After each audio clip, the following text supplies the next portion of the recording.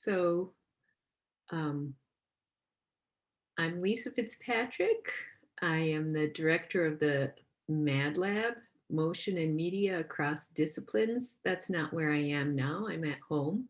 But if we were not having to be in a pandemic in a parallel universe, we would be in the planetarium, and the Mad Lab and Viz Lab have helped to put together this series of events, and I'd like to just welcome everybody. And actually, it's more David who's been doing all the putting together, but we helped a little bit. I did want to say we also got a gigantic projector, so if we want to do some projections outside sometime, I think that will be a thing. So we can think about that in the future. And without further ado, I will turn it over to curator Annie Dugan. Thank you. Hi, welcome everybody. So I just want to say also welcome and thank you to David, and thank you to John Akre and Beth Peloff, and thank you to the Allworth Planetarium for all being partners on this. The idea for this came because I have long admired the work of John Akre and Beth Peloff. They are animators in Minnesota that do some really fascinating work, and they also do some fascinating work with community. And I think their the way that they bring in people to their work is really wonderful. And I thought that when we think about, I'm also a huge planetarium fan and a huge fan of astronomy. And I think that there's this magic that happens when you lay and look at the sky and look at the stars and start to tell stories about what you see and imagine the worlds that are beyond you.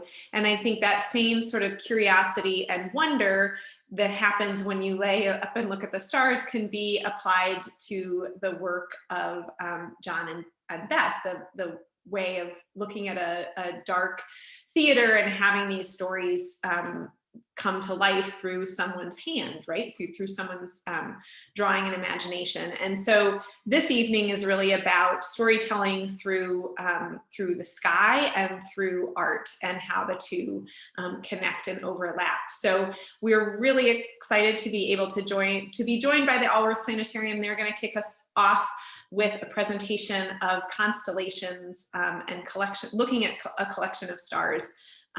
And how different people can tell stories with that. So I will turn it over to the amazing folks at the Allworth Planetarium. Thank you. Well, again, hi, welcome everyone. My name is Jessica. I am the director of the Marshall W. Allworth Planetarium at UND.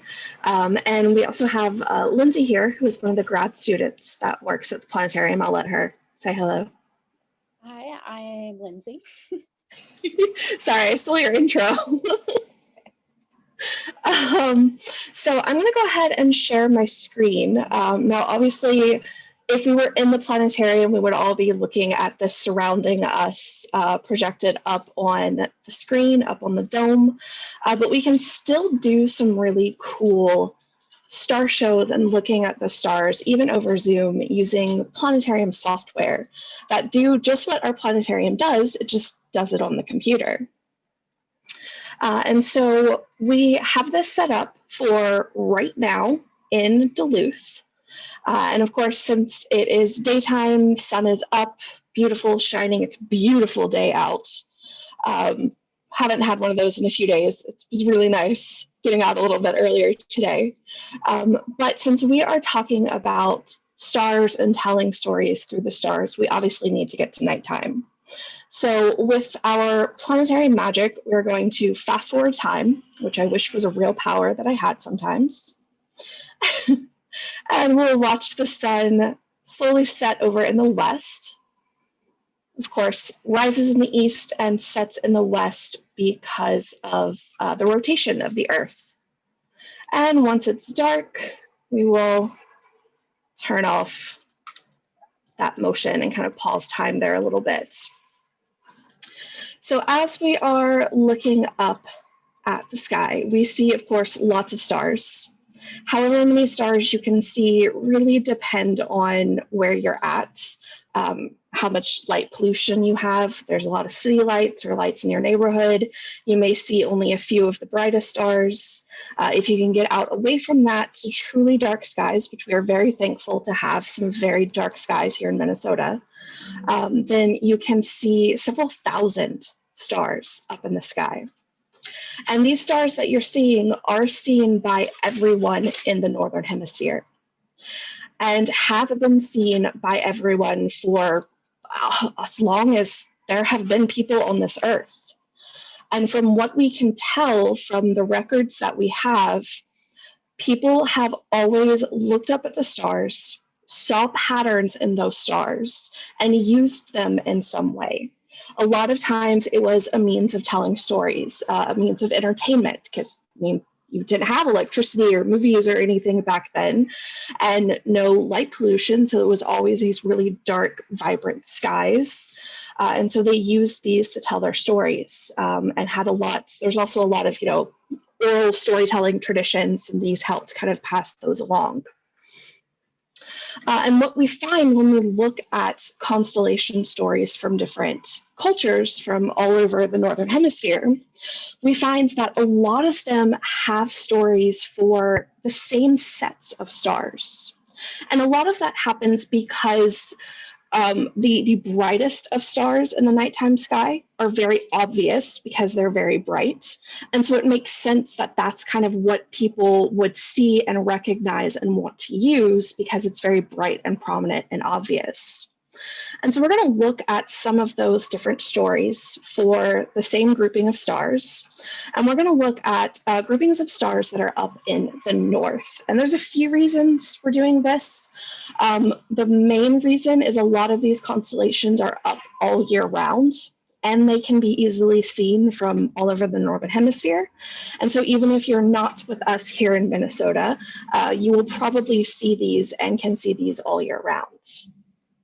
And so the first kind of look at these groups of stars is going to be looking at it through the Greek constellation lens. And we like to set a foundation with Greek constellations because those are the ones that people typically know. And the reason for that really is just because the Greek constellations were written down and shared and preserved over time. So they're the most well-known for that. And so to get started, we're going to look really high up in the north at this group of 7 stars right here. Now, this group of 7 stars is a pretty easy one to see and pick out. Most people can find it pretty easily, even with some light polluted skies. I think, Lindsay, didn't you say you could see this in the cities? Yeah. Yeah. So even with light pollution, you can see these 7 stars. And they are commonly known as the Big Dipper.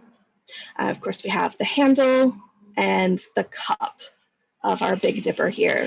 It's kind of upside down, spilling on us this time of year.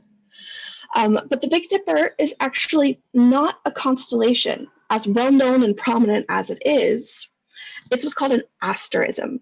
It's a smaller grouping of stars within a larger constellation.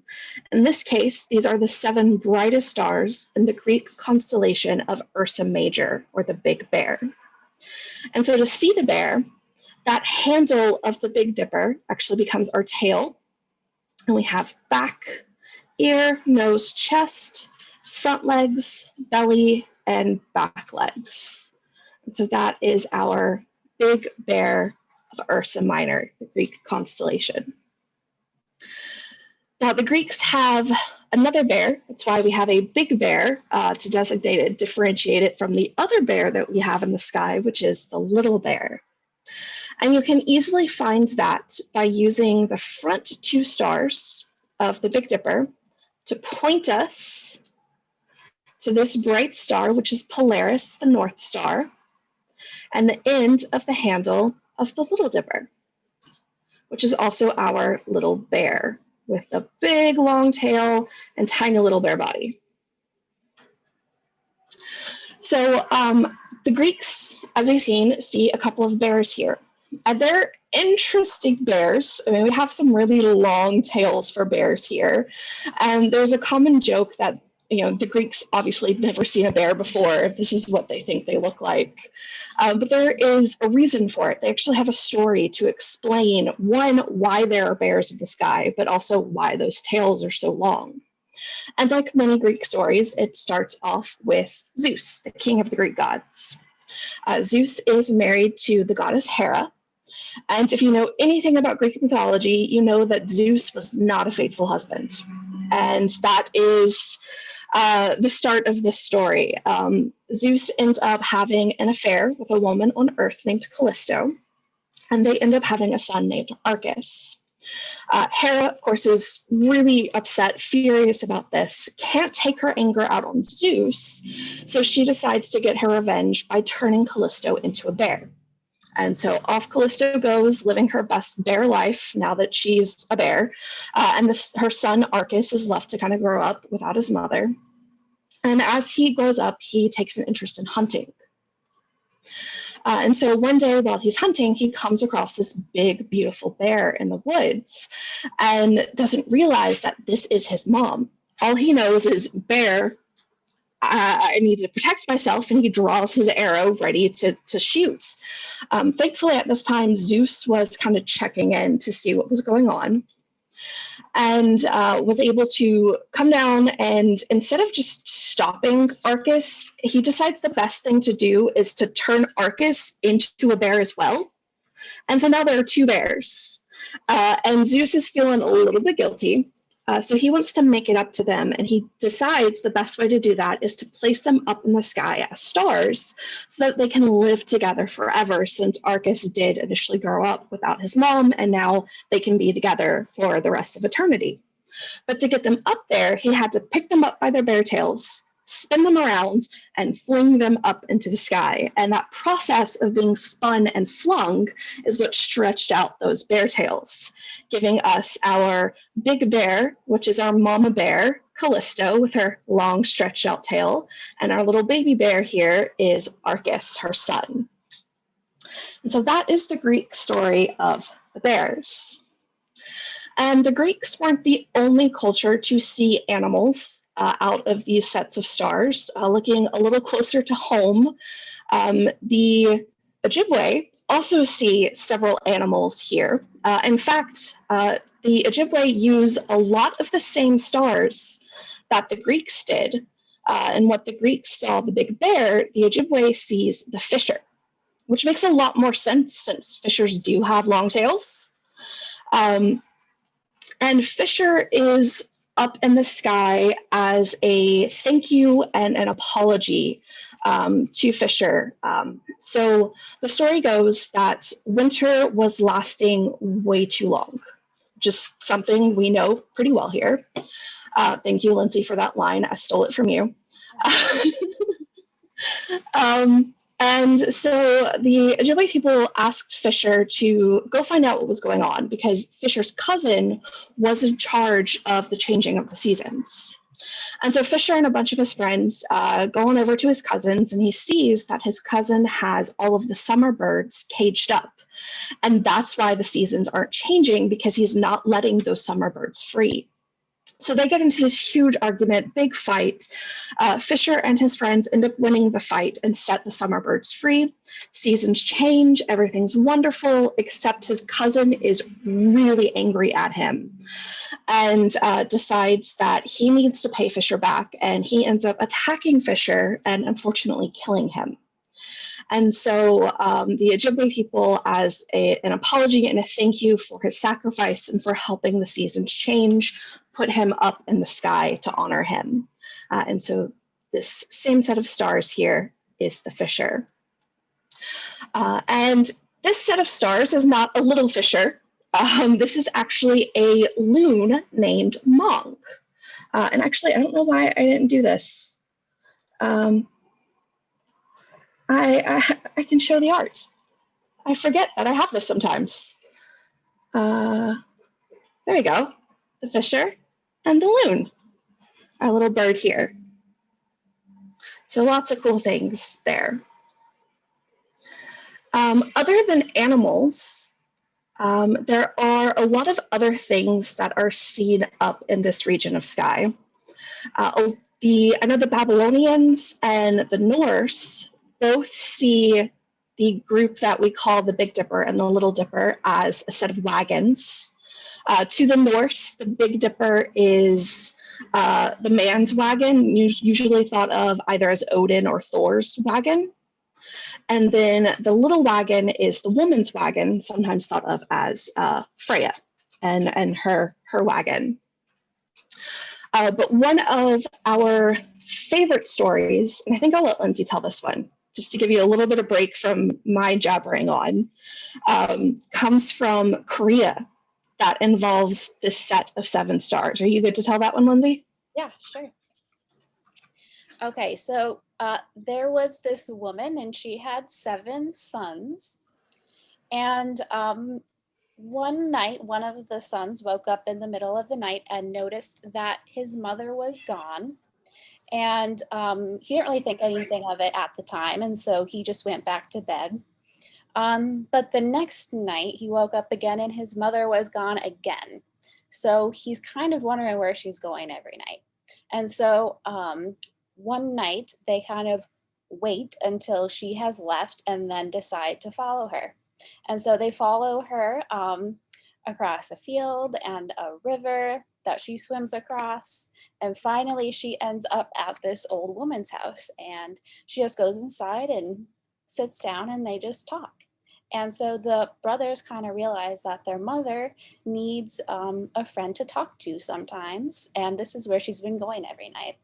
And so to kind of help her out, they build a bridge across the river so she doesn't have to swim across it anymore. So the next night she comes up to this bridge and she's so thankful that there's a bridge now, but she doesn't know that it was her sons that built it for her. And so she kind of was thankful for whoever built the bridge and prayed that they become stars when they pass away. And so one by one, the 7 brothers became the stars in what we know as the Big Dipper. Just a really sweet story there. Let me think. I lost my train of thought there for a second. Lindsay, any others that you'd like to share here in the North? I mean, the Navajo, maybe? Ooh, the Navajo is a good one. We actually have art for that one. So the Navajo is another really great story here in the North because they use a bunch of the stars in the North to represent family or basically a home. And so the North Star is the kind of central home fire. So it's like home base.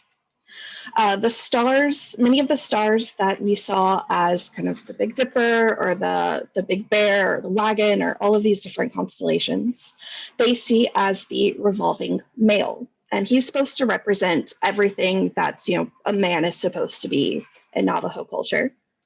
And then there's a group of stars across the home fire from the revolving male, that is the revolving female. And she is, of course, everything a woman is supposed to represent and be in Navajo culture.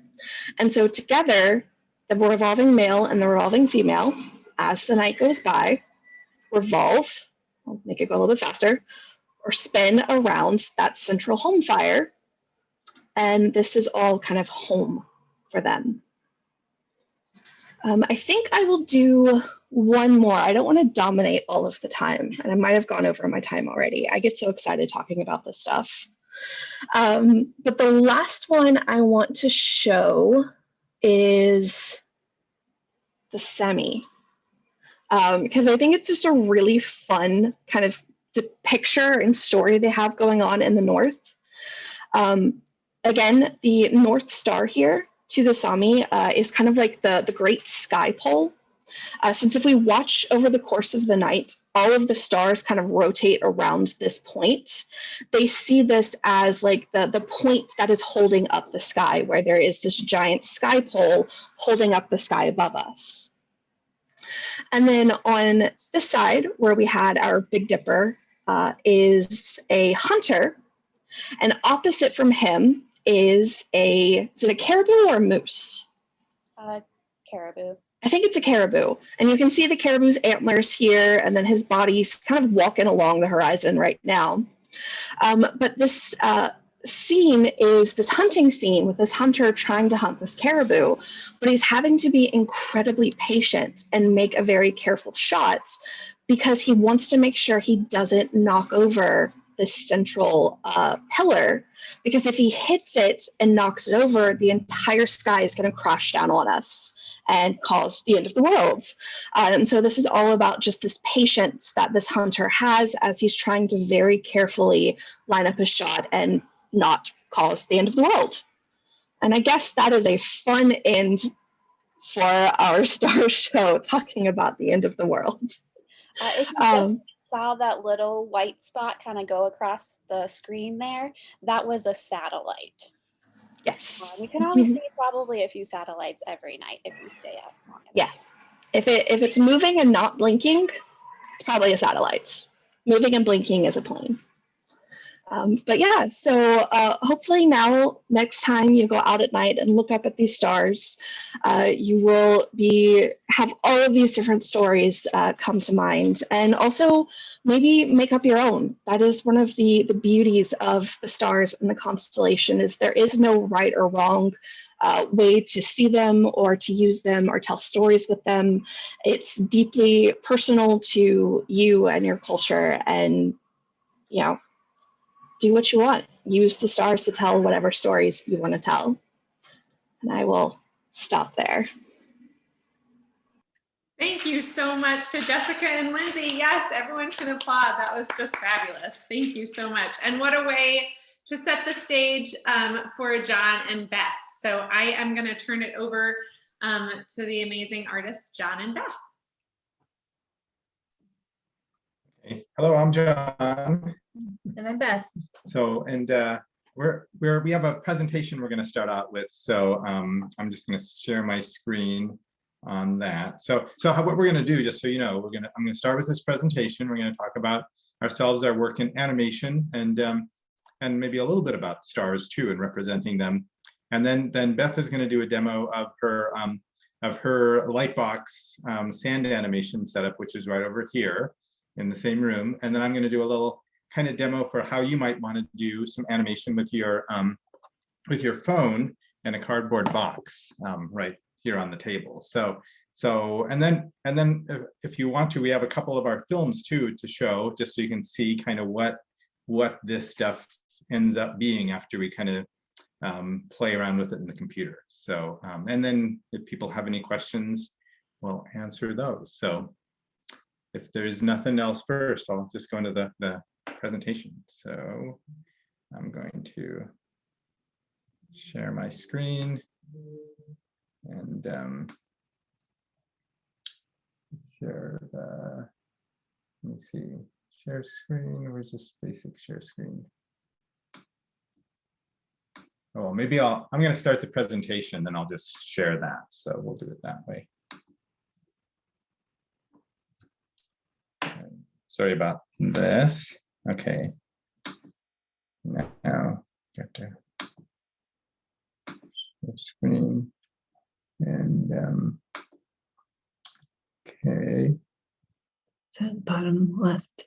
Yeah, well, that's the not present page. So You have to I'll go just there basically first. I have to do this. Okay, we got it. Okay, I got it figured. Okay, so now I'm gonna present this.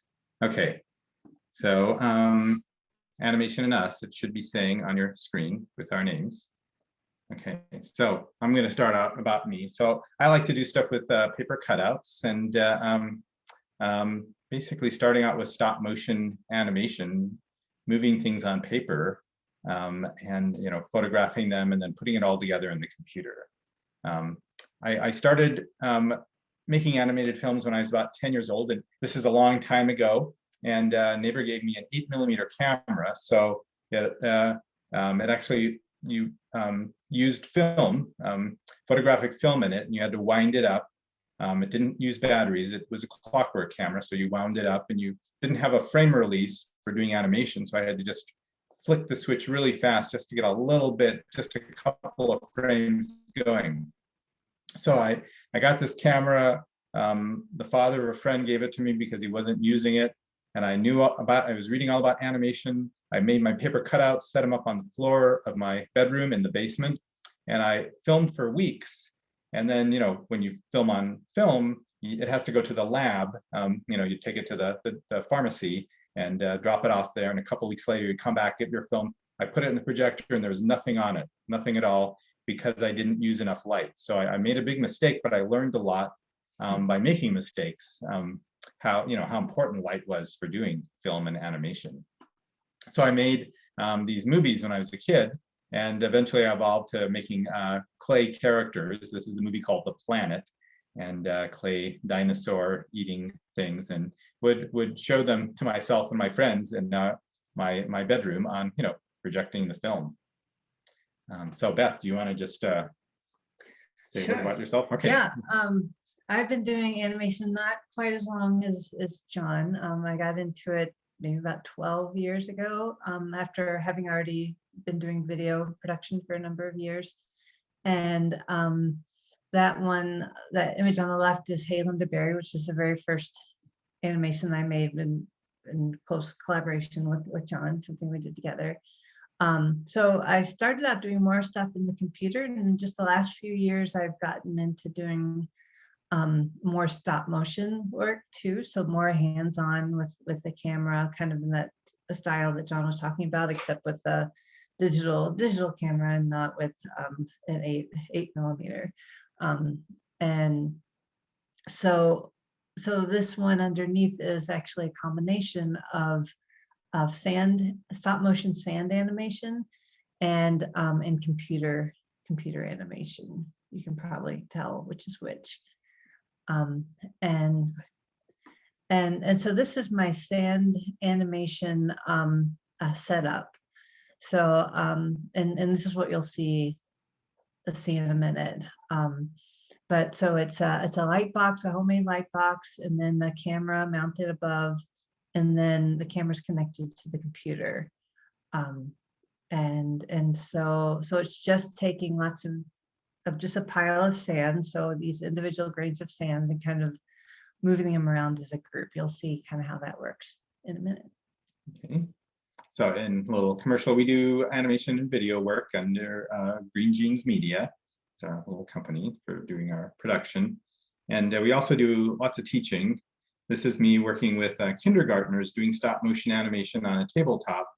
So there's actually a curtain rod with a camera that's pointing down at the tabletop, and the young people have made paper cutouts that are on that table, and they're moving them and then stepping back, and then the young people on the left are kind of one at a time taking a picture to make the animation. So they're doing a little movement, stepping back from the table, then taking a picture, doing that over and over again, and then playing it back and seeing their paper cutouts come to life and start moving.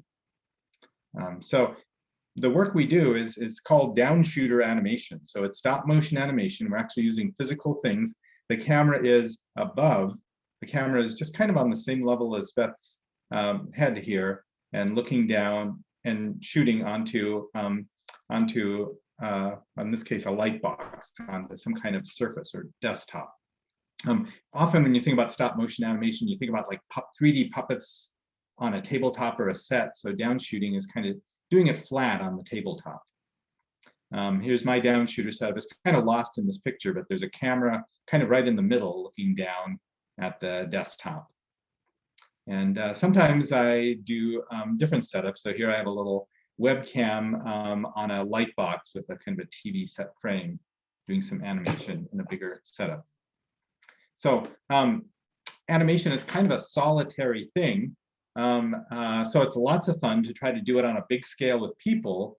And so this is just an example of a public animation thing. And if there wasn't a worldwide pandemic going on, this is what we were going to do at the planetarium, either on a tabletop or on the floor, actually moving around big puppets and things on paper with the help of people coming by, taking one picture at a time and making a movie on a very large scale. And that actually, it's so big that actually people can lie on a stage like that and actually be animated, be part of that movie. And I also do it in Minneapolis. There's these things called open streets where people gather in the street, and I set up my camera facing out in the street and film one frame at a time with people. Animating with people, stop motion animating with people is called pixelation. So doing it in the public or just on a large scale. So you can see we're animating on the floor, and there's some young people lying down on the floor. So they're going to be part of the picture, just moving. They move a little bit each time we take a picture, and they become part of the final movie.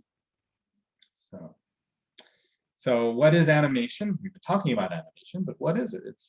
It's basically it's based on when you're watching a movie, and of course they're watching TV or watching a Zoom presentation. You're not really watching one picture that's moving. You're watching a bunch of still pictures that are shown very rapidly one after the other. So that sequential presentation of similar pictures gives you the sense of movement, but also that movement becomes kind of an illusion of life. It kind of makes things that aren't alive feel like they're alive or like they're real. And so how does it work? Like I said, movies are a series of pictures, not just one picture that moves. So if you draw 12 pictures of a clown with little bits of change in between those pictures and present those, photograph them one after the other and present them, you get the illusion that the clown is running, and the clown is alive too, but that illusion comes because of all those static still images. So stop motion animation is actually, instead of making all those things in the computer and having the computer move things from one point to the other, stop motion animation is actually doing it in the physical world with real things and taking individual photographs. And there's a bunch of different ways that people do that. One way is by just drawing individual frames on paper, a series of frames, like you might if you're making a flip book too. One master of drawing stop motion animation on paper is Mustafa Alassana, who's an animator from Niger in Africa. There's animating with paper cutouts, cutting out things on paper and then animating them frame by frame, like this. There's making puppets with hinges to connect the arms and the head with the body, and then moving those hinged puppets frame by frame, like Lotte Reiniger did. And this is from one of her films. So that's way all these that we've been talking about so far are downshooter style of stop motion animation. Then there's animating kind of in the 3D world, like you see at Leica Studios in Portland, Oregon. Maybe you saw the Box Trolls or Kubo of the Two Strings. So it's a puppet that's created in a 3D space and then animating it frame by frame. Here they're moving the puppet against a green screen and then later on in post-production matching it with a separate background to create a sense of a character moving in a space. There's animating with clay in the 3D world, like the Aardman Studios did, Wallace and Gromit are still doing. There's animating with objects, physical objects, like the animator Pez here in this clip. There's animating with people, pixelation. I talked about that. It's like actually, this is just the ground. This is a downshooter style animation that a person just on the floor lying on the ground can be doing spectacular gymnastic feats. There's collage animation, which I particularly like. It's finding existing images or patterns or things, cutting them out, and then animating them frame by frame. So collaging things together. This is a film by the Chinese stop motion animator, although he does most of his stuff on the computer. His name is Lele. And then there's sand animation. And so this is the work of Beth Peloff here, animating on sand. She's sitting right next to me. And then repainting frame by frame. So this is a canvas that someone is painting with oil painting, taking a picture, slightly changing that by repainting, taking another picture. And so it's a style of doing stop motion animation on one piece of paper with either paint or South African animator oh, I've just forgotten his name. Worked with charcoal. Yeah, we'll come up with this name later. Anyway, it's just taking the same surface and changing it and taking frames of that. So kind of a one hero for both of us is Lotte Reiniger, who was an early animator from Germany and invented a lot of things that animators and film studios use today to create animated films. We actually were lucky enough to go to see, there's a whole basically wing of a museum in a small German city, Tübingen, that's that she gave her estate to. So there's lots of her stuff in that museum. So she did paper cutouts that were jointed to make animated films. Yeah, so here you can kind of see both her setup. On the left, that's her husband, Carl Koch, who helped to run the camera. And so she's on a light box with her paper cutouts. And then on the right, you can see what she's doing is she's just doing subtle movements and then moving her hands out of the frame, taking a picture, doing another movement, taking another picture to move her characters. In her film, The Adventures of Prince Ahmed from 1925, which was an animated feature, she was able to create movement on different planes. So you notice here that there's waves moving at different speeds to give you a really sense of three-dimensionality in the flat image here. And she was able to achieve that because she invented something called the multi-plane animation camera that had different levels for the animator to work on, and the camera up above shooting down. So she's on the layer in the middle, and then below her, kind of where the subtitles are, is the German animator Walter Ruttmann animating on sand to create a different thing going on in that same frame. So when you're doing stop motion animation, kind of tools that are important are like scissors, if you're doing collage stuff, cutting out stuff from found images. Tape, sometimes you want to tape things down. Different interesting things, there's some felt behind the tape.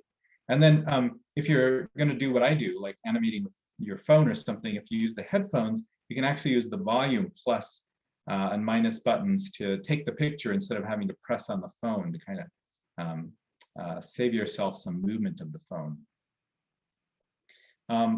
As I learned when I was young, light can be very helpful to make sure that things are lit up enough so people can see them. So you might want to have a desk lamp handy. I like to do a lot of collage animation where you cut out things and move them together. So if you can find backgrounds as one picture and then people on another, you can combine them and move the people around in front of that background. Books are helpful to learn about animation, but also if you're making things where you're cutting them out of paper, they'll tend to curl, the paper curls. So if you just put those pieces of paper in a big, thick book, like A New History of Animation by Maureen Furness, which is an excellent book and also very big, that book will flatten them overnight, so your pieces of paper will not curl. So I'm going to talk a little bit about timing here. When you watch something on TV, you're really watching 30 still pictures every second. So TV is based on 30 pictures every second. Movies and kind of, standard, like computer animation tends to be 24 pictures a second. So 24 images every second. Now, Disney animation, which is actually drawing individual pictures, and Disney animation was very smooth. They did what's called animating on ones, which is basically they made 24 pictures every second and photograph those 24 pictures a second for really smooth movement. Stop motion animators kind of from the beginning have kind of taken a little bit of a shortcut. Instead of taking 24 pictures a second, they'll get everything set up and then take 2 frames. And that's called animating on twos, which makes just 12 frames a second. Okay, so stop motion animation often has maybe a slightly more staccato look, but it's still pretty smooth. And that comes from animating on twos, just 12 frames a second. In the 1960s, Japanese studios had very limited resources, so they started animating on 3, so that's 8 frames a second, to give a real distinct look for what became anime, and that comes by even maybe a little slightly more staccato look in the animation, not quite animating with with either 12 or 24, but just 8 frames a second. Okay, one thing that's really fun to do in stop motion animation when you're doing like down shooter style stuff is replacing one thing with another. So I have some binoculars that are different sizes. I replace one with the other, and it kind of looks like it's one binocular is kind of moving its shape. And also there's some pieces of paper that are cut out that are different sizes that make, you know, if I have a bunch of circles cut out, when I replace one with the other, it kind of make it look like the circle's growing. So replacing one thing with another is a very powerful tool for a stop motion animator to have in her tool bag. Here I'm just putting down different coins and tokens, replacing one with the other to create kind of an evolving central coin here. I'm going to be using coins in my demo too. Another kind of fun tool is putting something down, taking a picture, taking it away, and taking your next picture. Like the tail of this kind of a spark plug rocket is just a piece of paper that I'm putting down and then taking away to create this kind of flashing look, like it's the exhaust of this rocket ship. So it's fun to experiment with different materials. That's what you can do with stop motion animation, because you're actually photographing something. You get a real sense of the material. So this is something by Beth, a piece by Beth with a cardboard and acrylic paint.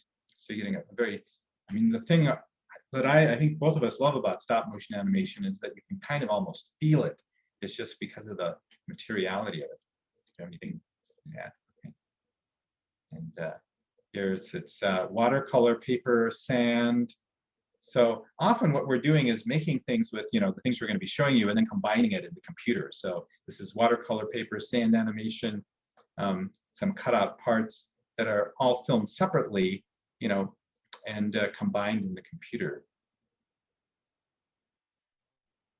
And then using different things, like I said, felt, foam, clay, painted backdrops. The fun thing about stop motion animation is you're using existing things and you get those textures that you don't always get with animation all completely drawn on paper or in a computer. So, you know, you're talking about the stories that you get from the sky. So thinking about stories are important, and maybe making some sketches. A storyboard is drawing out the pictures that you're going to animate. So if you're going to make a story, thinking about, you know, making a storyboard. I always, for story, I think about beginning, middle, and end. How does it start? What's the middle? The middle better be good, because that's what's usually most of it. And then the end, how does it end? How do you resolve it? So thinking about beginning, middle, and end is something I like to just use to think about story. And then, of course, we see a lot because of the sound. And so don't forget to add a soundtrack, sound effects. The thing about animation is that you're making a silent movie, really. So you have to make the entire soundtrack. You know, if you're filming people with a camera, you can get their voices, you can get the sound effects of the real world. With animation, you're making things without sound, so you have to create that whole soundtrack. So yeah, so constellations, thinking about the night sky.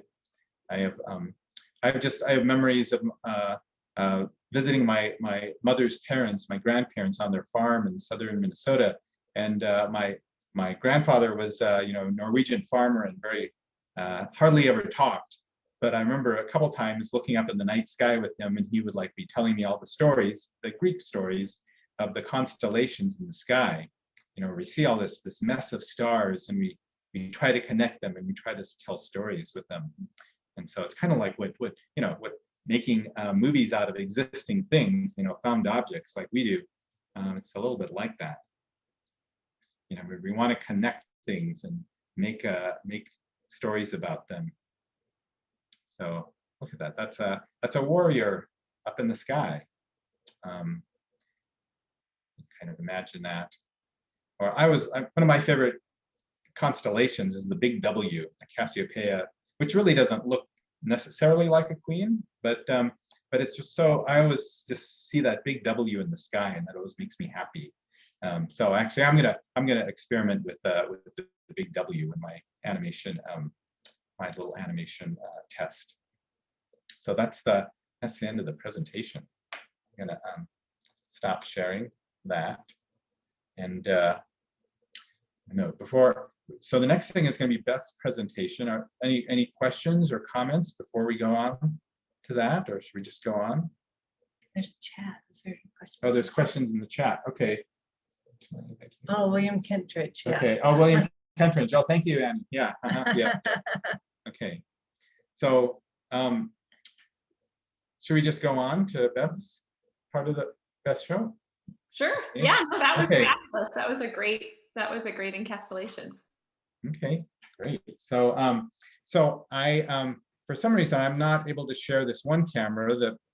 So I'm gonna just switch to it, and so you're gonna have to just look at the screen, or maybe put it in presenter mode so you can see what's on this camera here, because you still here.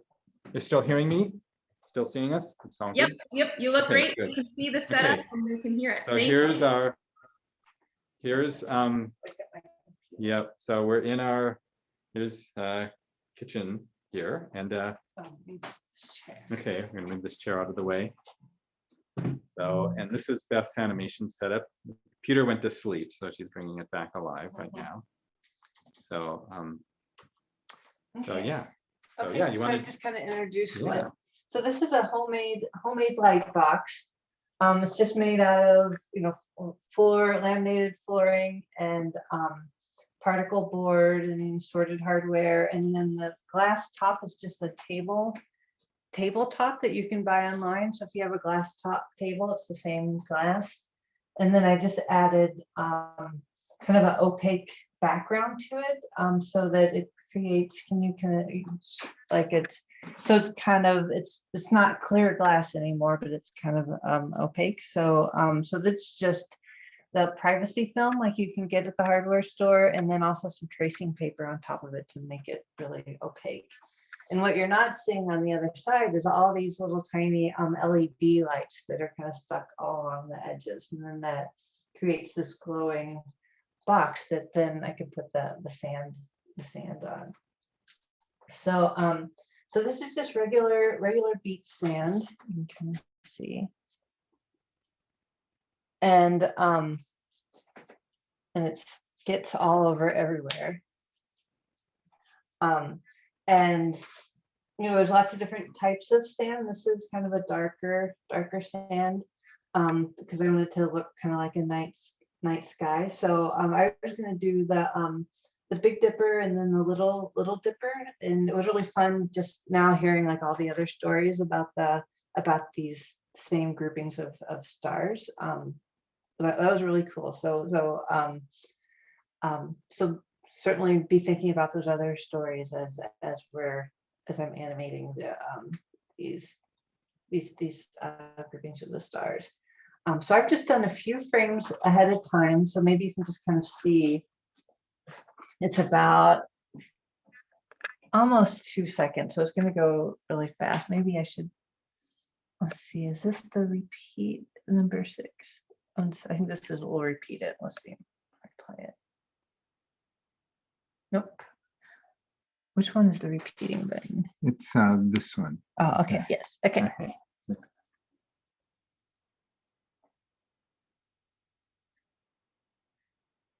So you can see that the background is kind of moving, and then the stars are kind of pulsating like you might see them in the sky.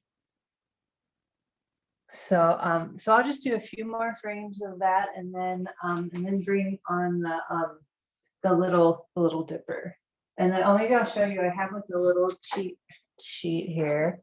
I have a reference image. So here's my Big Dipper, and then a Little Dipper will be up in here, and with the North Star, of course. So I'll leave that up just a little bit.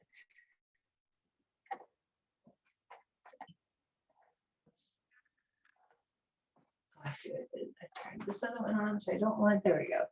So I want it really so I can see both.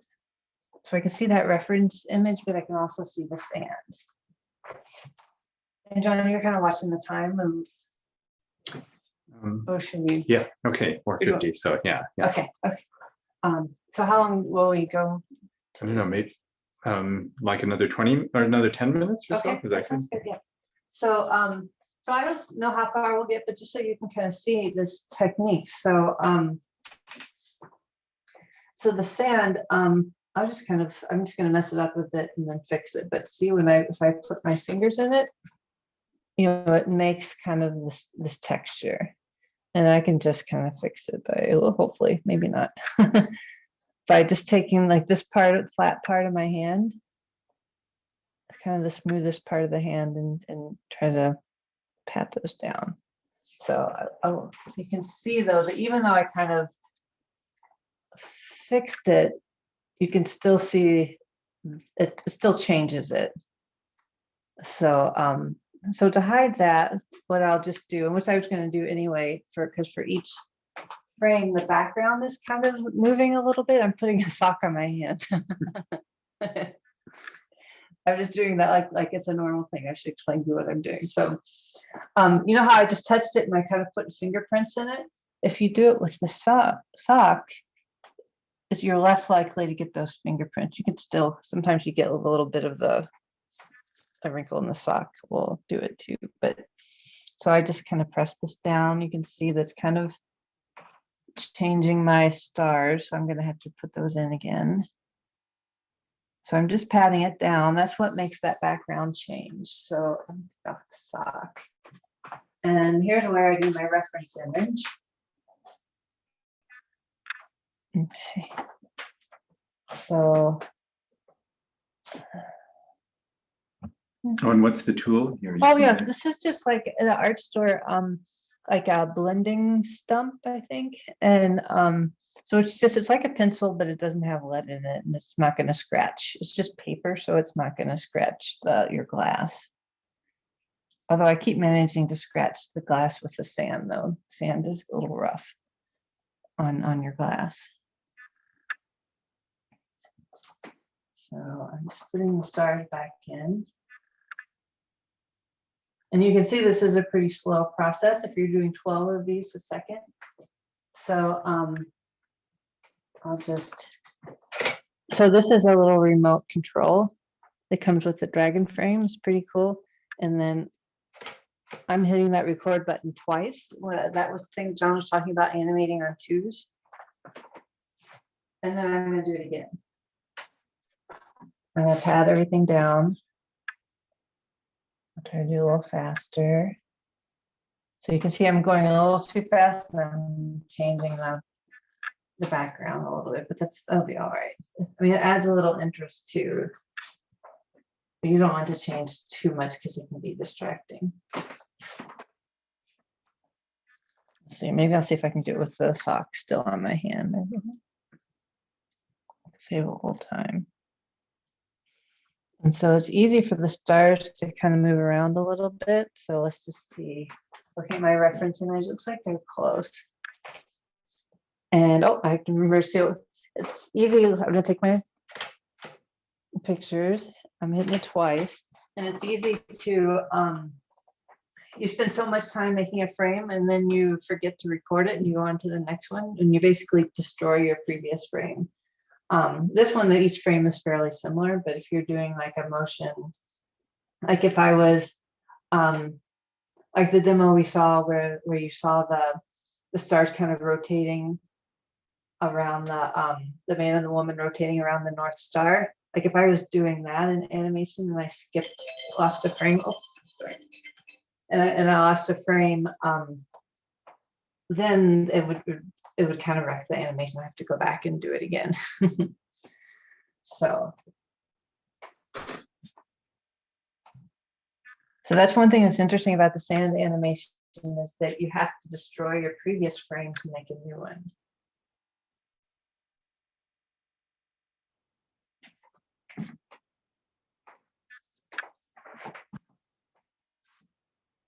So maybe after this one, let's see, I think this is a little mess up area, okay.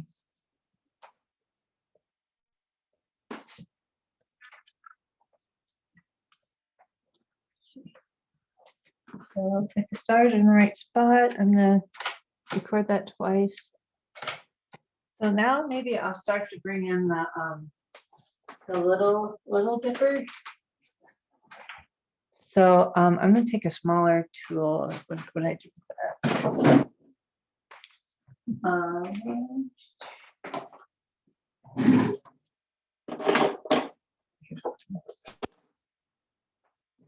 This is just another blending stump. It's just a little, maybe not. It's a little bit smaller. Maybe it's not that much smaller. I'm going to try to bring these in as gradually as possible. So let's see. Maybe I'll take my sock off. It was a little bit hard to find. No, that wasn't it.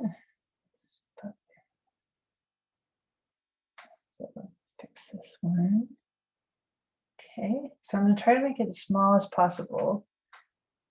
And then, so the first one's really hard to get in the right spot. Close. Maybe I'll just get it close enough and not worry about it too much. We know the basic shape. And oh, that's really not the right spot though at all. There. That's close. And then one like here. Yeah, they're very faint.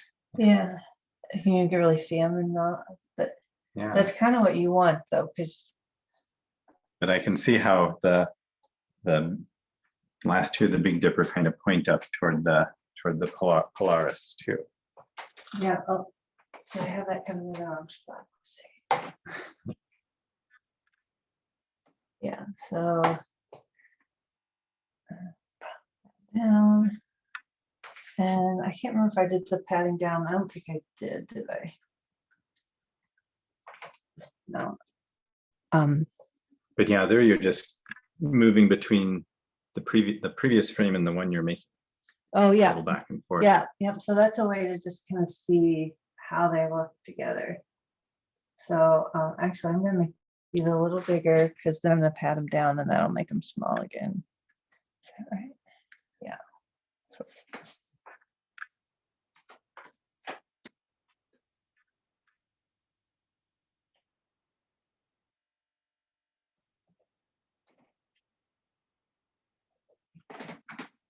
Oh, this is the one I'm missing up here. Okay.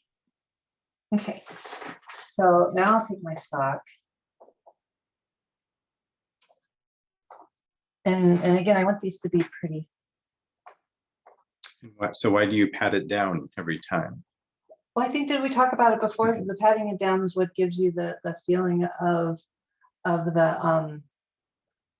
that background moving. So it gives you that kind of pulsating, that's kind of that sense of looking at the sky. Maybe after I do this, I'll play it again now that we've done a few frames.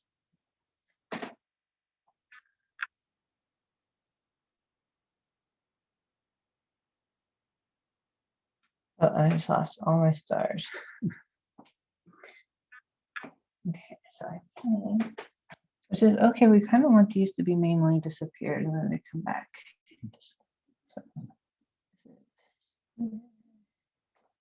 So yeah, you're watching, looking at the screen, but then you're doing it down on the light table. Yeah, so as I'm looking at the reference image on the screen. And one here, something like that. Okay, that's not quite right, but I'll move it around a little bit. And then we have to bring these back.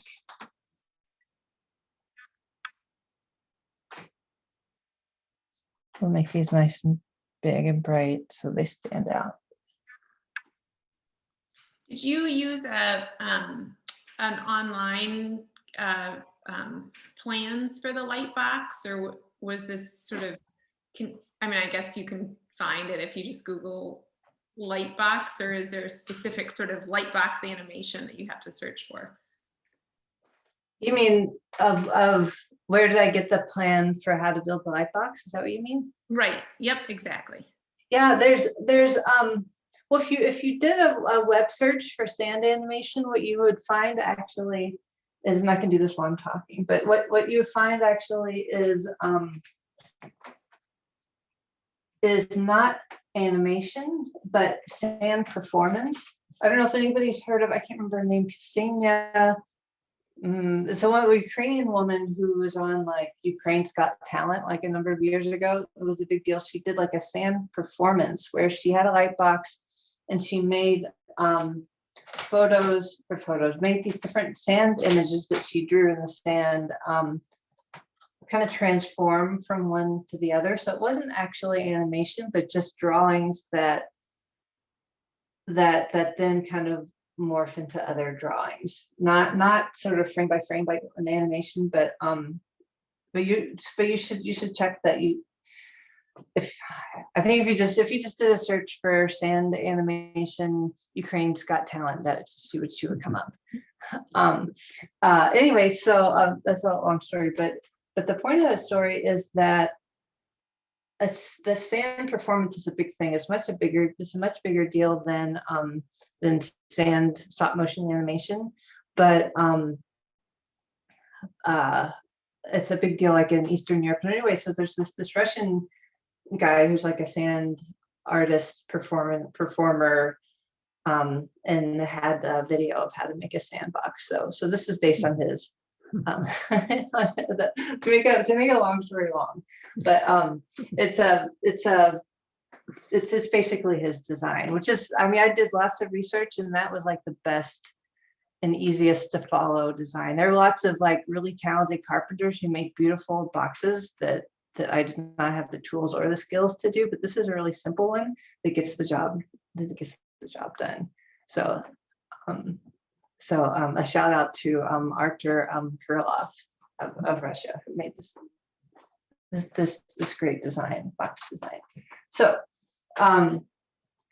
do you want to make one more frame and then show it, or just maybe make so the little dipper gets a little.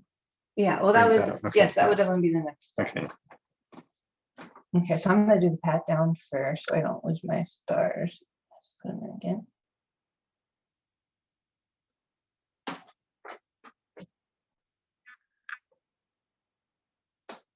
Oh, I did lose my stars on the little ones.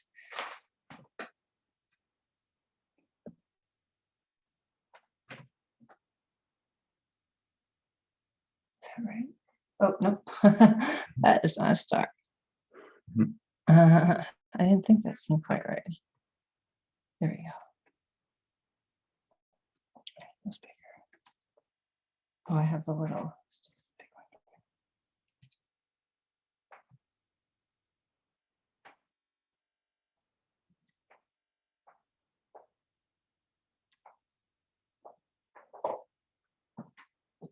Okay.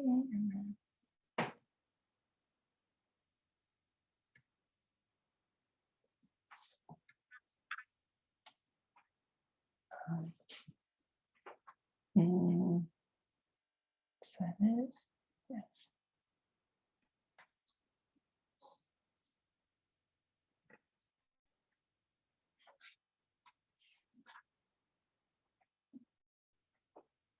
Oh, this one's in the wrong spot.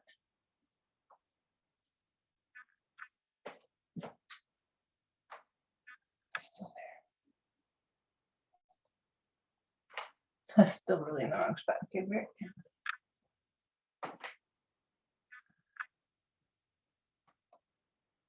This is not this is not high pressure sports.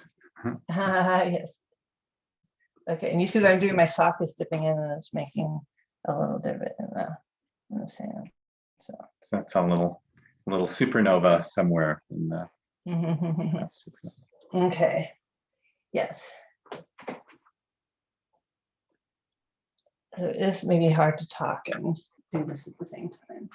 So we'll see. We'll just try that. And you can see while I've been talking, I've done maybe 6 frames in the 20 minutes. So It's just, you can see.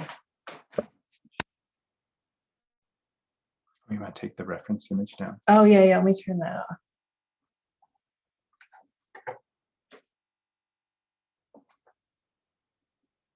So that's a little bit faster, the popping on, than I would want it to pop on, but The 2-frame pop on. yeah. I don't know how well you can all see that there. This is as long. Actually, yeah, I'm going to move this like this. And I can get a little closer. Oh, yeah. Oops. My camera cable is caught. Okay.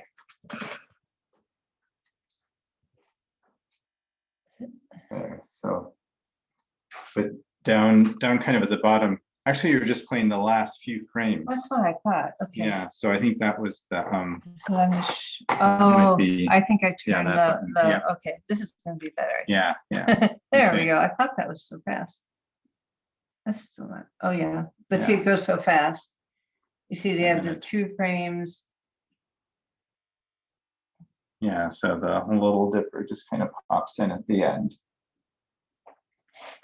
Okay. Yeah, I can even. Let me do this. Stop it. Or just stop it at the end. I have to stretch out that last frame so it'll pause for a little bit.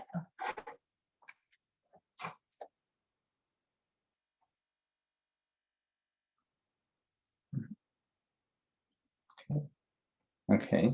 So Maybe it's, yeah, should we move on to yeah. mine? Okay. Yeah. Any last thing you want to say? No, did anybody have any questions? Thanks, Annie, for your questions. There's stuff in the chat, but I can't quite see it. So Okay. should I just go on to my presentation or? I think that sounds perfect. Thank you. Okay, Thank you so okay, much, good. Beth. That was wonderful.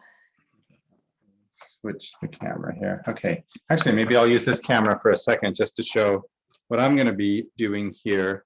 So, Do you want me to do that camera or you? well, I'll just use this camera here. So I got a camera here set up just to film what I'm doing, but I have my phone and I have a cardboard box to kind of be my down shooter support.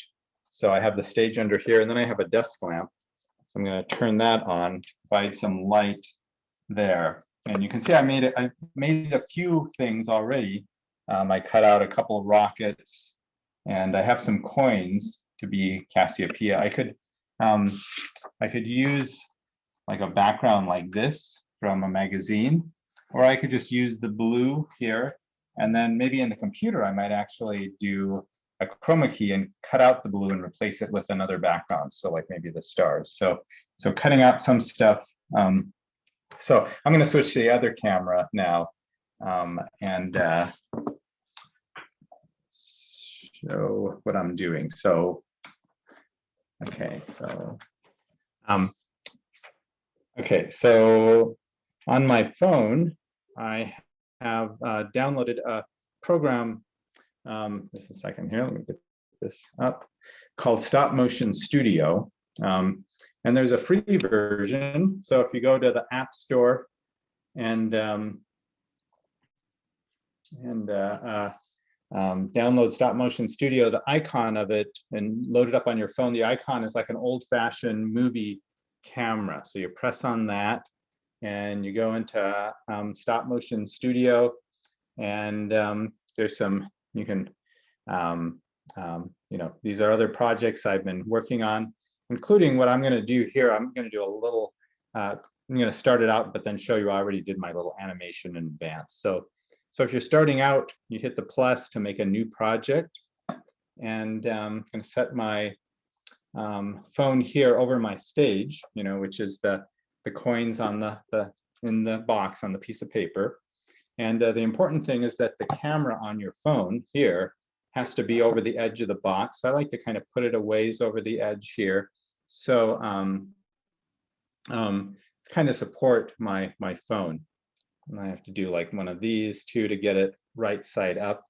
One nice thing about Stop Motion Studio is that it kind of automatically stops you from doing this kind of thing and shooting portrait mode, because it automatically goes into the landscape mode, which is like what movies are. So what I have set up is I have some dimes here that I'm trying to use to kind of get the shape of Cassiopeia here, the big W in the sky. And then I have maybe a rocket that I cut out from a magazine, and I can move that rocket through frame by frame.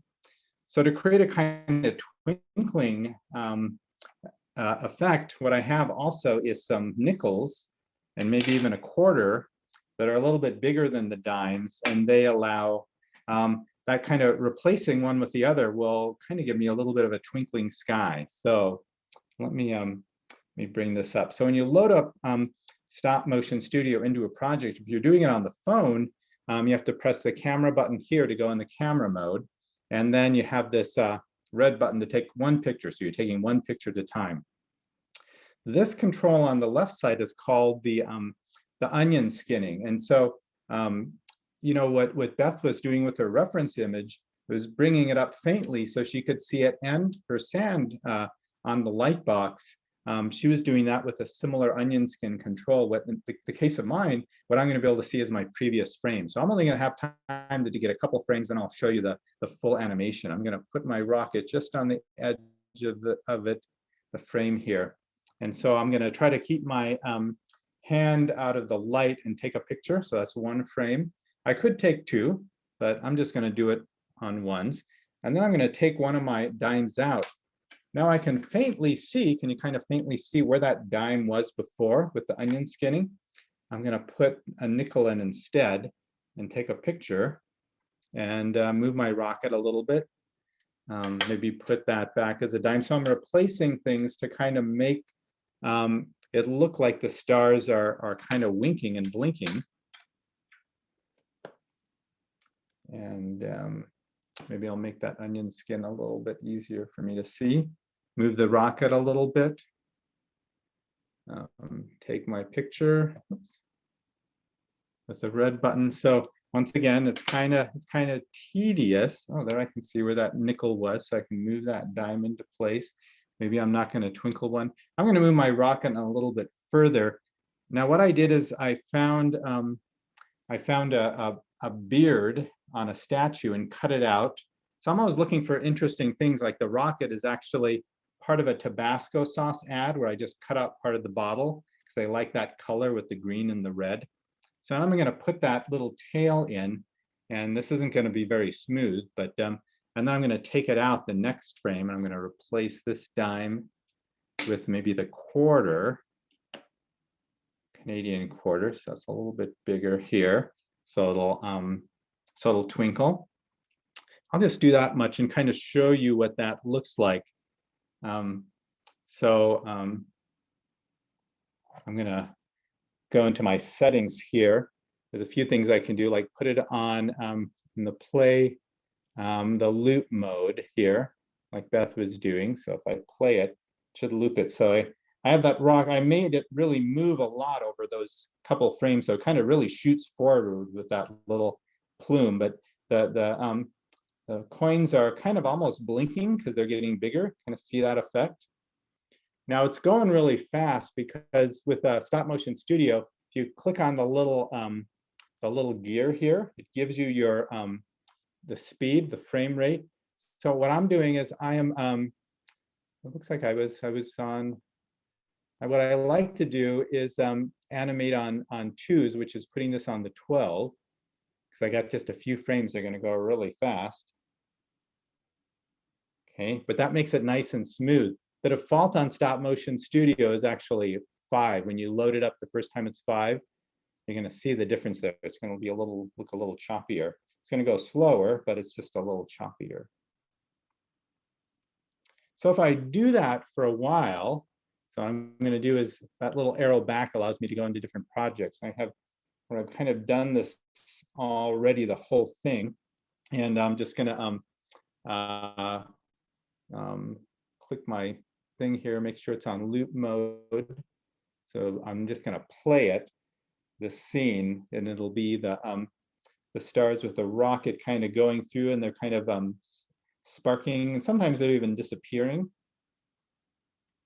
as it kind of goes through with that plume going through occasionally with it.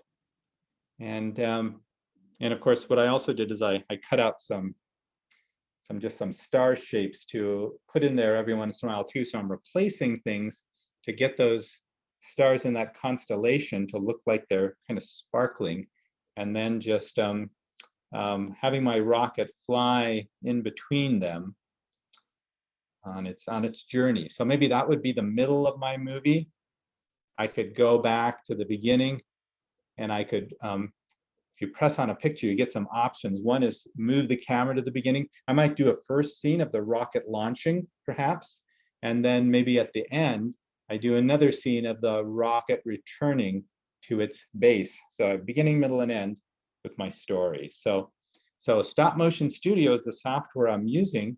The app, it's free, and just my downshooter setup is just this cardboard box, and I'm just doing things underneath here. And then, the nice thing about stop motion is you can make a whole movie with the app. You can even add sound to it, directly on, just by clicking on the image, and there's a microphone here. So if I want to, like I have a drinking glass with some rubber bands on it. I don't know if you can see that here. Gives this kind of sound. Like a little guitar. If I hit the microphone, I can actually record my soundtrack here. Hit record, start recording, gives you a countdown. That's it. I'm gonna stop that. And now when I go done, I'm gonna have a movie that has sound with it. You can't hear it because I have the sound turned off on my phone. And it's probably a little low. But anyway, you have to trust me that there's some sound on that movie. Oh, let me see. But I'm just gonna switch back to the other camera. And whoa, here we are. So that's that's just stop motion with your phone, with Stop Motion Studio, and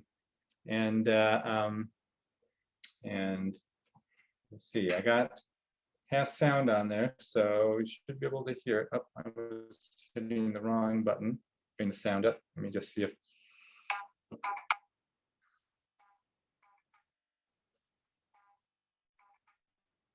So that's my movie with the soundtrack that I just did a few frames of it here for you, but I had done it in advance and just added the sound to it. So that's a way that you can do stop motion, make constellations out of fun things like coins, make them flash by replacing a small one with a bigger one, and then even like making fun little props like where's the camera here? Like this rocket to weave in and out of your constellation or whatever is part of your story. So yeah, that's a little bit about stop motion on sand, and then with objects. Yeah. One of the questions was how are you able to keep kindergartners interested while you do animation? Because it's you have to have a lot of images to get a longer movie. So is there is the excitement of making something enough to carry them through? Yeah, I mean, it definitely it takes some patience, but as much as possible, I with young people, I tend to use Dragon Frame like Beth was demoing on, and so when we get a few frames, we play it back right away. So I mean, when you see what you did come alive, it definitely at least gets some of the kids excited. So definitely in big groups, there's some kids who are more excited than others.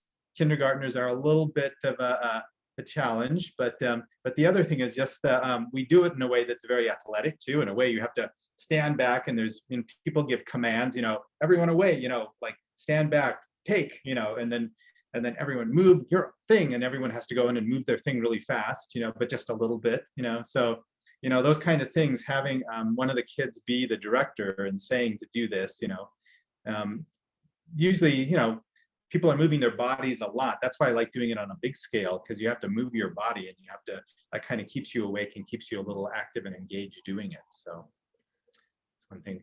Big scale animation is kind of works better for kids, I think, than trying to do it small, you know, like on a cardboard box, like I'm doing that, unless you're a kid who's really into it and will have the patience to do it on that scale. So that's one way anyway. And sometimes, you know, with the having the teacher knowing which kids are going to be more involved than others, and kind of make sure that that those who aren't going to be so interested maybe have another activity to do while the engaged kids work on the animation. That's also a big thing. So yeah, do you have some more questions? Or the next thing is we have a shorts. They're both about 3-4 minutes long. It's underground. Yeah, to show if you'd like that, or any more questions. I have a question. Yeah. I wouldn't be me if I didn't try to work through my complicated family issues with my guest speakers. I should turn my camera on, sorry. I loved all of the animation you shared with us, but I noticed an absence, and I need you to affirm my grandfather and me and our Saturday afternoons. So here it comes. Ray Harryhausen.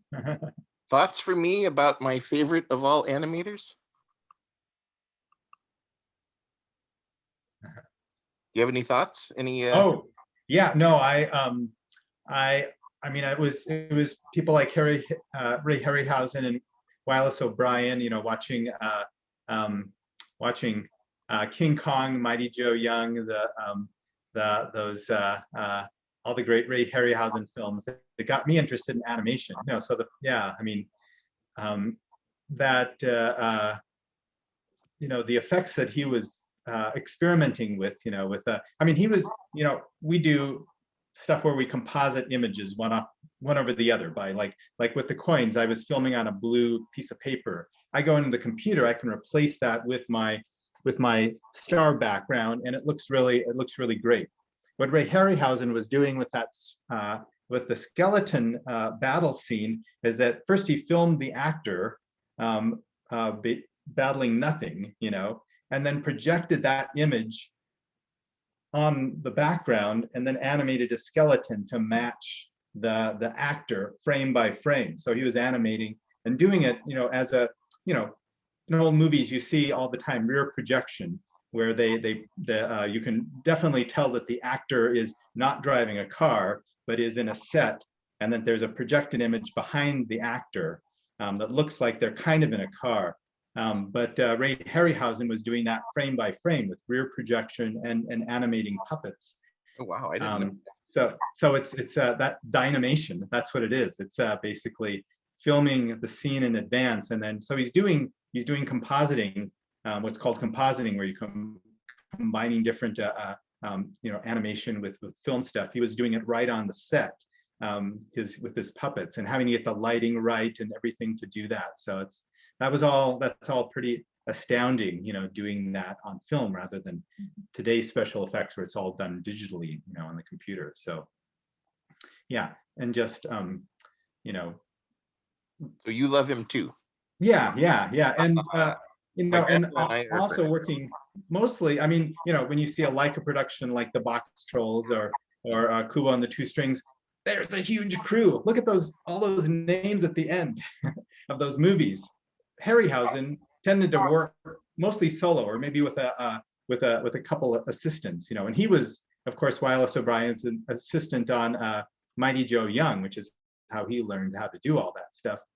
So, you know, very small crews working with very small puppets, you know. It's and just yeah, it's pretty amazing what they were doing and inventing it as they did it, you know, too.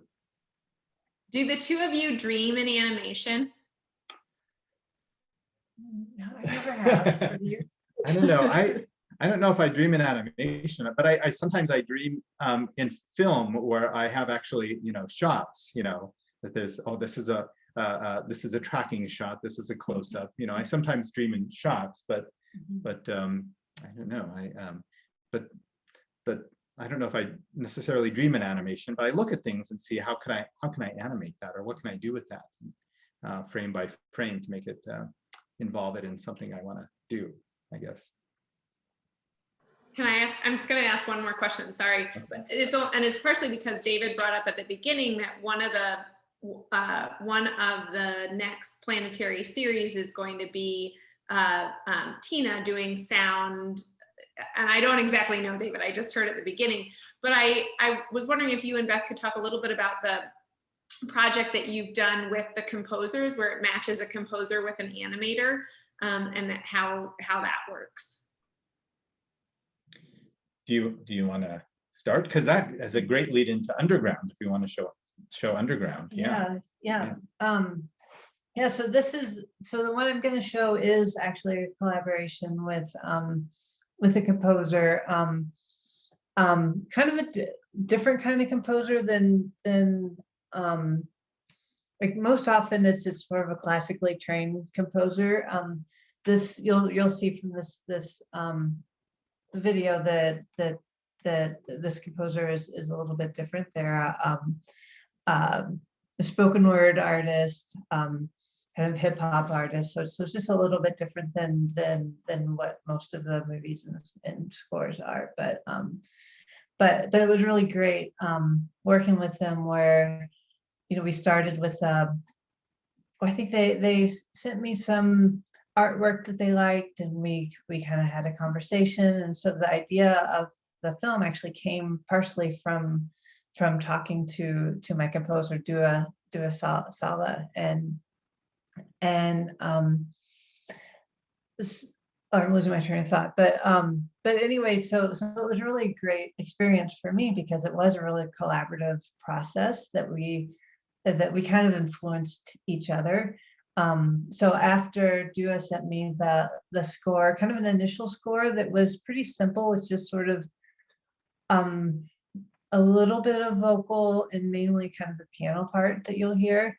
And I knew them to be a really wonderful vocalist, so I kind of went back and said, I really like to have more vocal stuff. So that was when that spoken word poem came in that you'll see, and then also a lot more kind of vocalization, including this really wonderful, I think, breathing part at the end.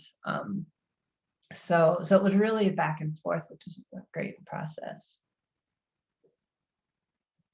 Yeah. Should we just show Underground now? Let me just oh yeah, I'm just gonna open it up first. Okay. Yeah.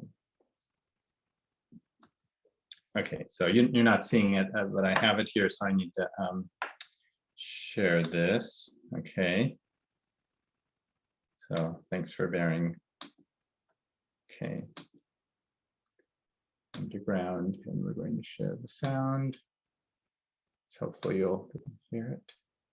Okay. So let us know if you don't hear it.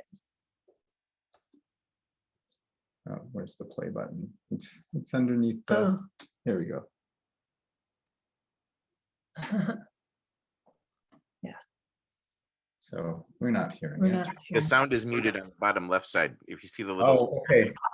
Bottom left side. Here we go. Bring it up. Okay, and now bring it back to the beginning. Sorry about that. And the subtitles are right on the the play controls.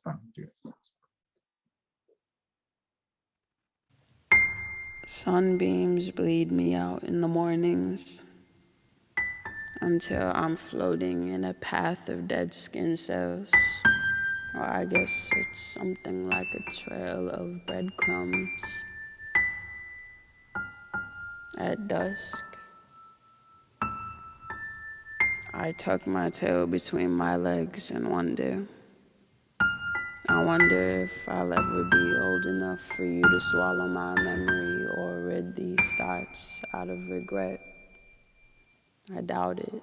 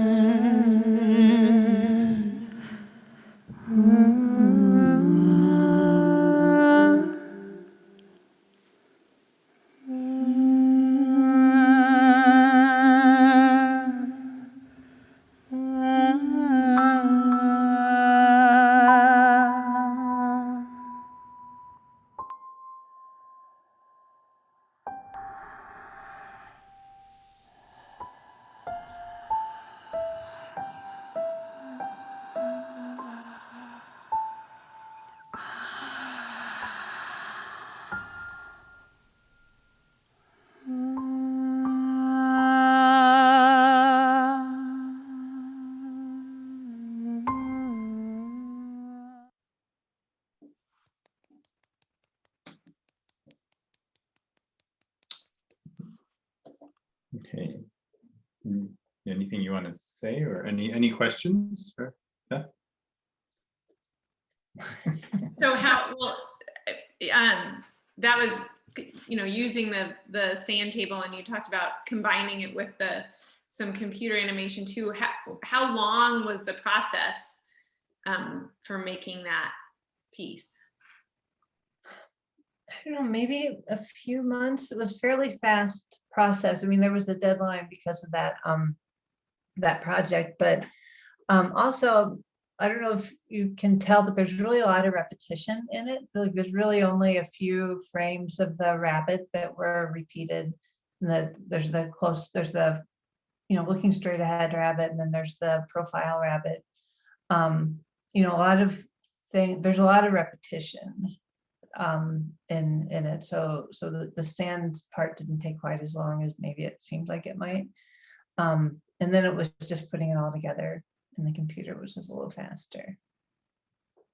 It still took a long time, but not quite as long as you were seeing, today of really doing every frame separately in the camera. That takes a lot longer. I loved how I love the face of the animal looking straight at you. Like, it's amazing how much emotion you're able to get in an animal face that you've made in sand. So well done. Oh, cool.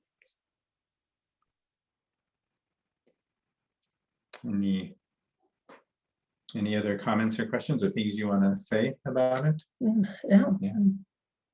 I like how, I mean, that's you're really seeing the sand and the different size particles of the sand, because you were using actually I know that you were using a smaller light box for it, so it was before the big one was built. And larger sand. This is basically just the road sand, like the sand you use in the winter so people don't slip on your sidewalk. So now I use beach sand, which is a little bit finer, but that is pretty chunky sand. So yeah, looking for sand, interesting sand is always something that's part of our different excursions into the world. I had a question just about, did you mention that you worked with a composer, or I just wondered about the music? And because I'm doing a video project, and so the possibility is, at the university we have access to something called audio blocks, and so it's royalty-free music, and that's kind of a faster and easier way. But I will like the idea to work with a composer, but this is a personal project, not university, so it's a question of money, and I don't know, I don't want to ask people to do stuff for free. So that was kind of a long question, but just about, did you work with a composer? So we're talking work, I guess.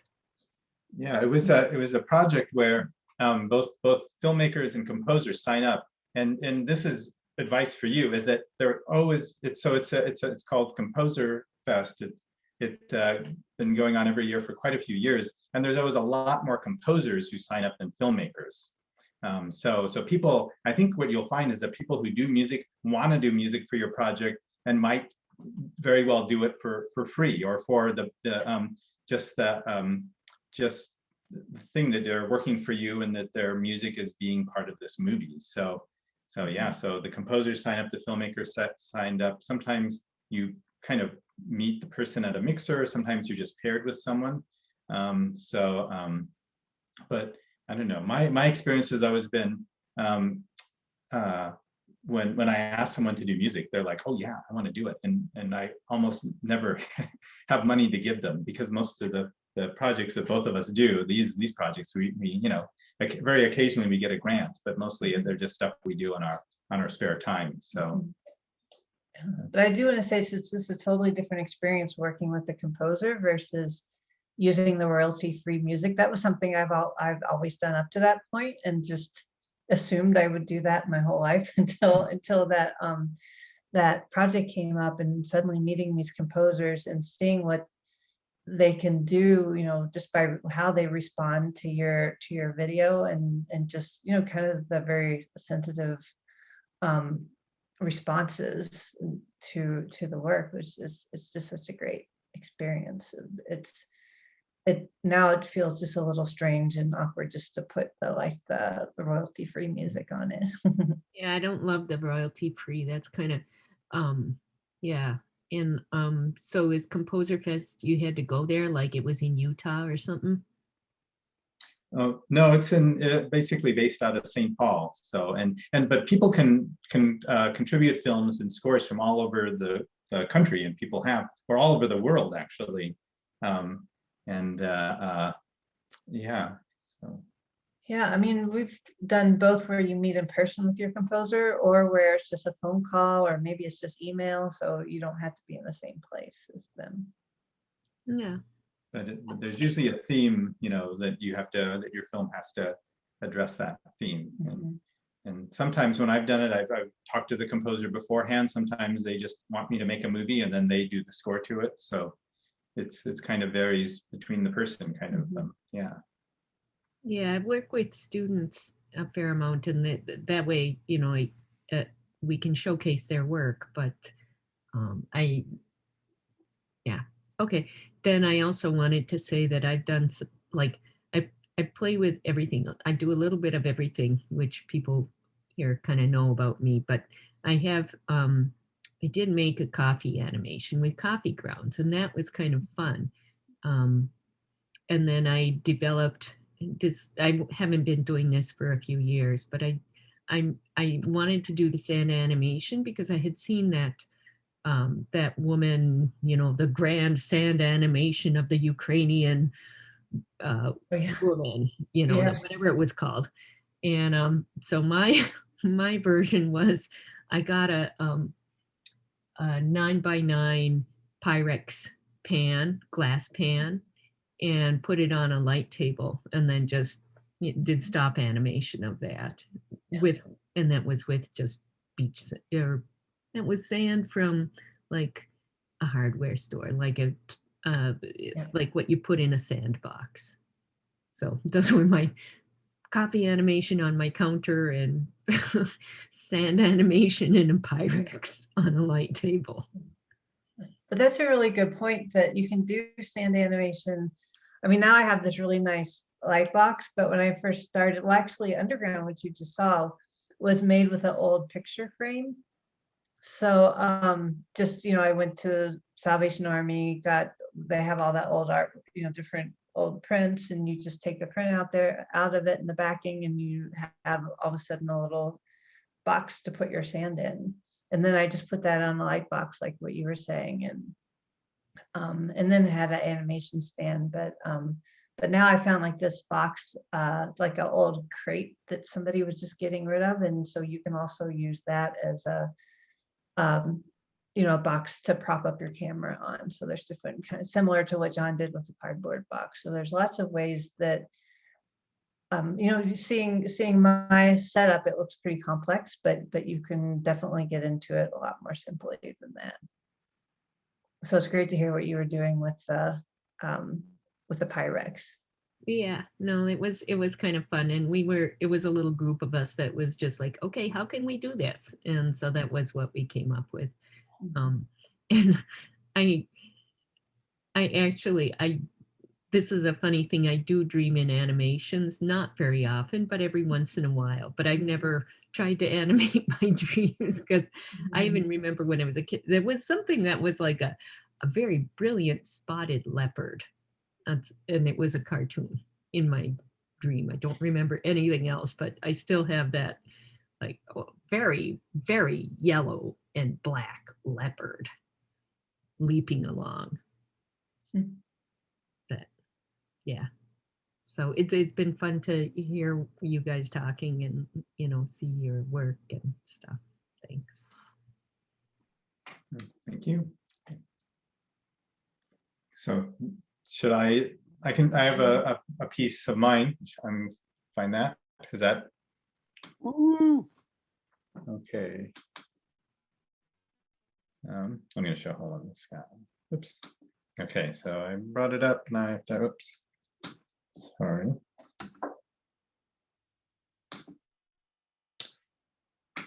Okay. Oh, no, it's not there. Okay, what did I?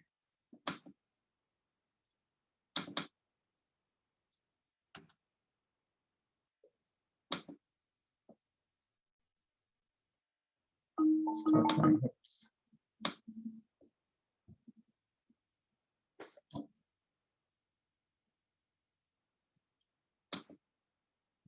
Okay, sorry about this. I think if it's minimized, it doesn't show up on the. Oh, how did I? Oh, here it is. Okay. Oh, I should have to make sure. I don't know if I did the sound one. Sorry. Oh yeah, share sound. Okay, it's there. Okay, and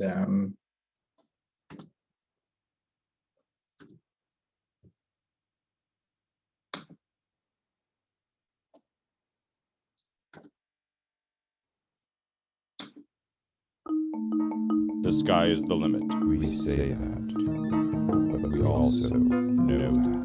The sky is the limit. The sky is the limit. The rockets, the rockets, the rockets, the rockets. They hit the ceiling of the sky and return in chaos.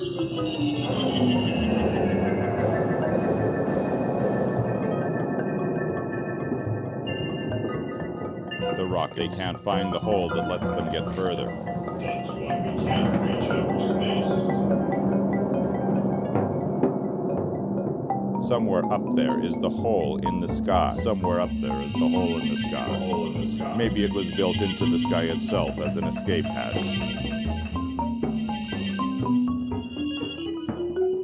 Maybe it was a rip that was never mended. The hole in the sky. It was never mended.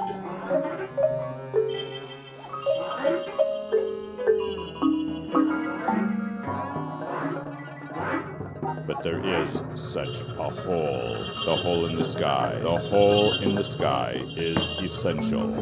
Without it, we would suffocate on all our poor choices. Our poor choices.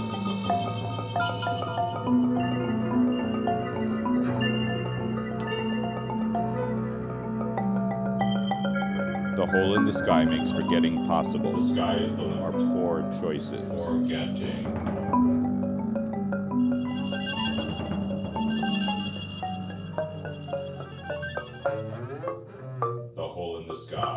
We have never been able to pass through or even look at the hole in the sky, and so it controls us with its mystery.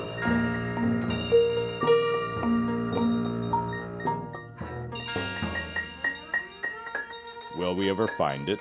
The hole in the sky. Will we ever find it? The hole in the sky. Do you keep sending up rockets? Do you propose mathematical formulas? Do you propose mathematical formulas? Do you just close your eyes and name it silently in your heart?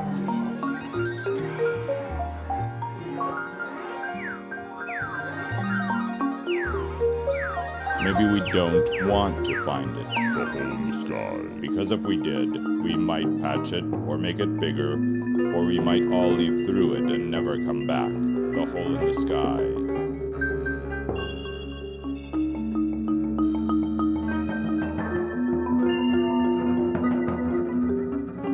why it's possibly best to just ignore it. Just ignore it. Just ignore it. Just ignore it. Just oil. And that is why you must erase this movie forever from your mind.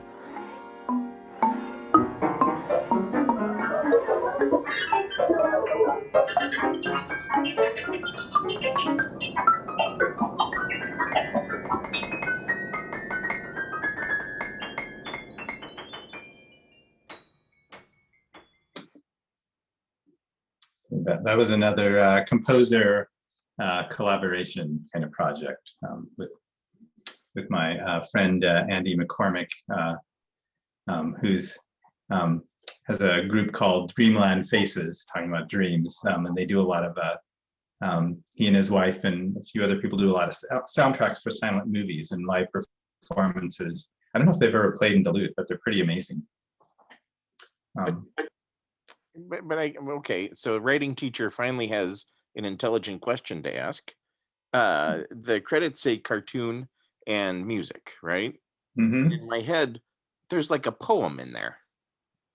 Are you? Would you describe that as an exercise in like writing a poem and then setting a cartoon to it? Is producing the cartoon and the language something that happens simultaneously with you? How would you describe the relationship between generating the language and generating the images and what you do? Yeah, generally, I mean, I'm someone who really enjoys writing. So generally, I write things first and then they turn into movies. In this case, I started making the movie not really knowing what it was all about until I was, maybe halfway through, and then realized that it was about the hole in the sky. So then I wrote the narration. And then I spoke it in a silly voice. And but Andy McCormick did the final soundtrack mix with the music and the voice. So yeah, the credits they're kind of they're very minimal, but yeah, so it just depends on projects. So this one I kind of start, which is maybe preferable to kind of start the visual first, but usually I have the kind of a clear idea that I want to make into a movie and kind of write it out. Then sometimes the writing changes as the movie goes on, but so a little it's always back and forth, for me. Yeah, I love to write and I love to make movies, so it's a great way to kind of put those things together.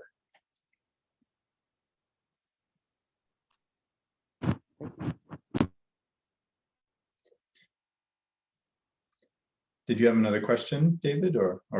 And yeah, and I apologize for I know this official planetarium Zoomcast for the very poor science in this piece. It's not meant to be accurate. It's meant to be I don't know. Metaphorical. Metaphorical, yes. Like constellations, which maybe tell us something about ourselves, even though we're just seeing things in stars in the sky. That was wonderful. It was wonderful because when I first started teaching science writing, I had no idea that scientists laid out all of their visuals for their articles and then they write the language around the visuals, as opposed to what English majors do, which is write something and then think of the visuals that illustrate them. And so the back and forth dynamic there is fascinating to me, and it's interesting to see what your process was. Yeah, one thing that I didn't say in my introduction is that I've been interested in movies since I was a kid, but in high school my group of close friends were all math and science nerds, which I necessarily wasn't that, but I became that because they were my friends and we made movies together. But then I also got into science a lot more because those were my friends, and they built, like, I had a friend who built a Tesla coil, which is like the kind of big conductive tube that like out of I mean, he could have brought things to life with it, so Like Frankenstein. Like Frankenstein, yeah, yeah. So that atmosphere really really influenced me and has made me interested in developing my own very unscientific scientific theories. So Beth is looking for different types of sand, and you talked about, finding sort of patterns or images. Do you have, just like stacks of old magazines around your house that you leaf through, or where do you find the images for the animation? Yeah. I mean, I do. I try to, like at estate sales, garage sales, try to find old. I have a bunch of old Life magazines and Popular Mechanics, and yeah, some of those were from a book of 19th century clip art, but some were from Life magazine with the Gemini astronauts, and some of the early 60s political figures. So yeah. No, I'm very influenced by a lot of people who were working like in that time, the 50s and the 60s. So I really like to use images from that time as well. So things are, they're just different enough from our life today that the exoticism is helps to create a kind of a strangeness that I like to create. So.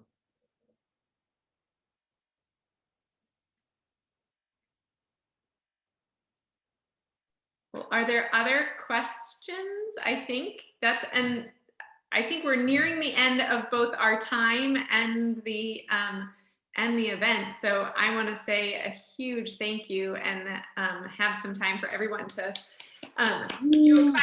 Yay! Yay! Thank you so very much. It was so wonderful, and I felt like the two of you and Jessica and Lindsay seemed like you had talked beforehand. So, but I know that you didn't. So it was really that everything worked together really well. So I appreciate that from everybody. Yes, science and art do connect on so many ways. So I was so bummed that we weren't actually able to go to the planetarium, because I grew up in a city I grew up in a town that didn't have a planetarium. So whenever we went to a different city, I would have to go. I made us go to the planetarium because I love it. I like the stars, but even more, I love the projectors. Those huge, that was just so thrilling for me to see that thing rise up out of the middle and then light up the whole dome. Yeah, so bummed that we weren't able to be there at the planetarium, be part of that. Well, we'll write another grant. Okay. Another time. We would love to have you. I have to say, the whole time, Lindsay and I have been, I won't say scheming in the background, but we have been so inspired and have so much we want to try and incorporate into our events and what we do that we are so excited. And yeah, I don't know what else to say. I met this animator who I really admire, and she was working on animation, stop motion animation for a planetarium. She had kind of downloaded the preset software, for editing programs, so it would actually match the dome shape, and was creating animation. So if you ever want to do anything like that, I think that's something that we would Oh, absolutely. That'd be so Yeah, cool. and that is really exciting too. I do wish that we were actually there at the planetarium. Some years ago, I had been experimenting with your predecessors, Jessica, about doing animations and stuff at the planetarium. But so it's an exciting thing. Oh, the hole in the sky. Were you thinking about that thing in the I think it was 1978, the chlorofluorocarbons that were creating a hole in the sky by The ozone layer. The ozone the layer. ozone layer. Yeah, that's what I thought of, but I don't know if that was anything.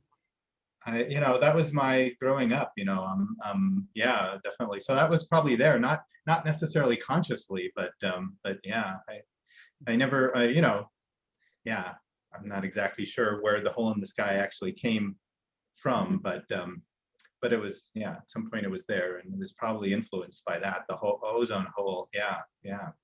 I'm going to turn off the recording for a second. And so thanks everybody, but we're not going anywhere. I'm just turning off the recording.